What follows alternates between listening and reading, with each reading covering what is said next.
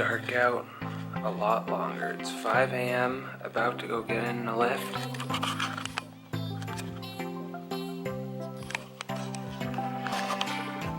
And it is still dark outside. I just finished my workout Friday, August the 10th. I have the day off today from work. I'm up really early for a day off. That's because Shelby and I are going to look at wedding venue locations today. I'm working on some blog stuff right now. I've got my coffee and working on my update post for this Saturday. And I love being up early to get what I want done. I don't even know what this vlog is going to be about yet, but I'll let you know in a couple of hours, I think, and we'll go from there. So it's been more than a few hours. It's actually been 2 days for me to decide on the topic of this video. What I'm going to do for you today is a recipe video. Thank you to my Uncle Tom for suggesting this.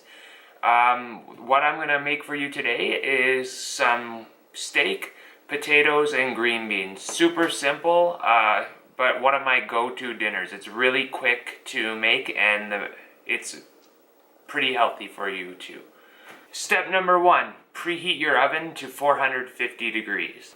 Step number 2, take 2 medium-sized potatoes and chop them up into bite-sized pieces. As you can see, I've already done that for you here. Step number 3, take a bowl, fill it with potato, then put paprika, olive oil, salt and pepper, and toss to coat.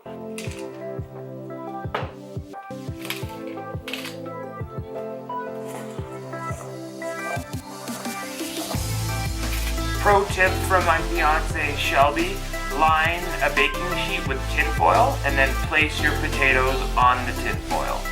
This way you'll have no mess on the pan, the potatoes won't stick, and you'll be able to just throw out the tinfoil and you won't have to wash the pan. When your oven reaches 450 degrees, place the potatoes in the oven and let them cook for 20 to 25 minutes. Next, while your potatoes are in the oven, grab your steak. This is a flat iron steak here. And what I've done is I put some crushed peppercorns. So I took whole peppercorns, crushed them up, onion powder, garlic powder, salt and pepper. Season on both sides to a level that you like. I'm going to use this one steak for 2 people, so I'm going to share this steak with Shelby. If you're cooking for more, I would say 1 steak per 2 people. This steak, again, is about 10 ounces, so we'll be eating 5 ounces of steak each. After your steak has been seasoned, in the same bowl you use to mix the potatoes, add some green beans. What I'm going to do is I'm going to use the residual oil from the green beans, as well as some cooking spray. Toss it up, and then have the green beans ready to go in the oven along with the steak and potatoes. One thing I forgot to mention is with these green beans, Shelby was very nice and she cut all the tips of the green beans off. So that gross, would you call it a hard part? Like the stems. Yeah, basically the stems of the green beans. Cut those off because nobody likes to eat those. It's not pleasant when you get those in your mouth. In addition, I'm using fresh green beans because they're in season. I think you could also use frozen if green beans weren't in season for you. Just take them out to thaw, and a trick I have is you can run the frozen vegetables under some warm water and then use paper towel to pat them dry, and then you can do the same thing with frozen green beans. Next, I have a pan heating up on medium-high heat. We are going to sear this steak for 3 minutes aside and then put it in the oven with the potatoes and green beans. So while we're doing the green beans and steak, the potatoes are in the oven cooking. They've been in for a little bit. They've got 17 minutes left. As you can see, I've sprayed my pan with cooking spray.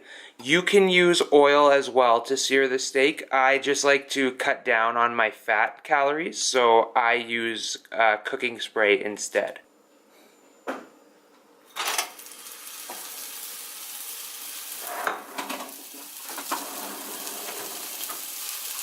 So this steak looks nice and seared. What we're going to do is we're going to transfer it to a second pan with the green beans, again lined with tin foil to reduce messiness.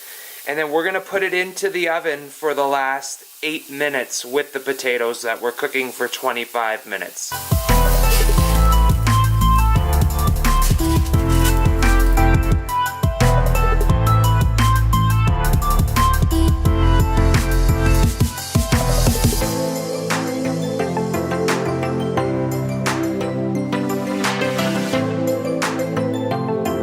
Because by itself, steak, potatoes, and green beans is pretty boring, we're going to add a little bit of a topping to top everything off with. So in this bowl, I have, I don't know if you can see that, I have 1 tablespoon of olive oil and 1 tablespoon of white wine vinegar.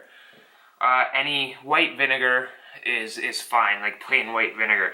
I have chopped up some chives. I'm going to throw the chives in there.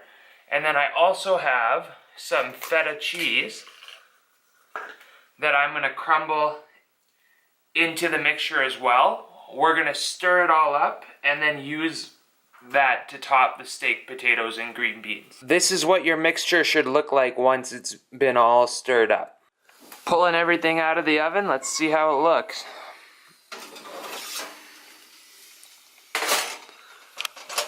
Potatoes look great.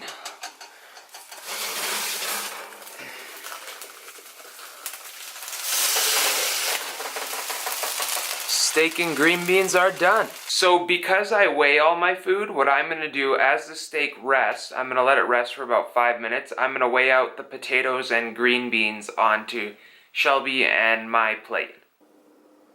Looks beautiful. Okay, so the steak's been resting for 5 minutes. I'm going to slice it to serve. Let's get a look and see how it looks. Beautiful. Are you getting the meat? It's a nice cook there. Meals are all plated, and finally we're going to top it off with our feta cheese mixture. And there you have it, a super simple, easy, and delicious meal. It took no time at all, about 30 minutes, and we're ready to eat.